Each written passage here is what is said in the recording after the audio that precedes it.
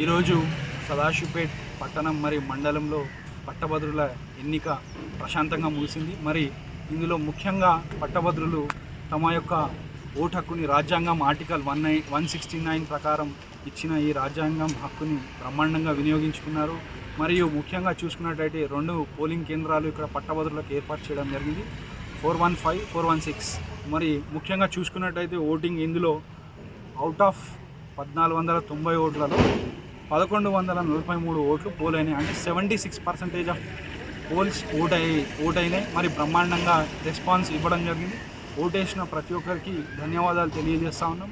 మరియు రాజ్యాంగం కల్పించిన ఈ యొక్క ఓటు హక్కుని మరి బ్యాలెట్ విధానంలో చాలామంది పట్టభద్రులు ఆసక్తి చూపడం జరిగింది.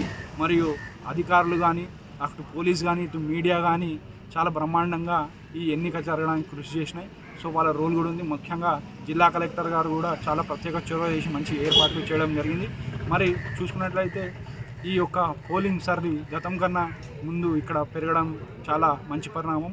చదువుకున్న వాళ్ళు కూడా ఓటు హక్కు వినియోగించడానికి చాలా బ్రహ్మాండంగా పట్టం కట్టబెట్టారు. కాబట్టి ఈ యొక్క ఎన్నిక ప్రశాంతంగా ముగిసింది. మరి పోలింగ్ సర్లిపై అనేక సర్వేలు వస్తున్న నేపథ్యంలో 3వ తారీఖు కౌంటింగ్ జరగనుంది.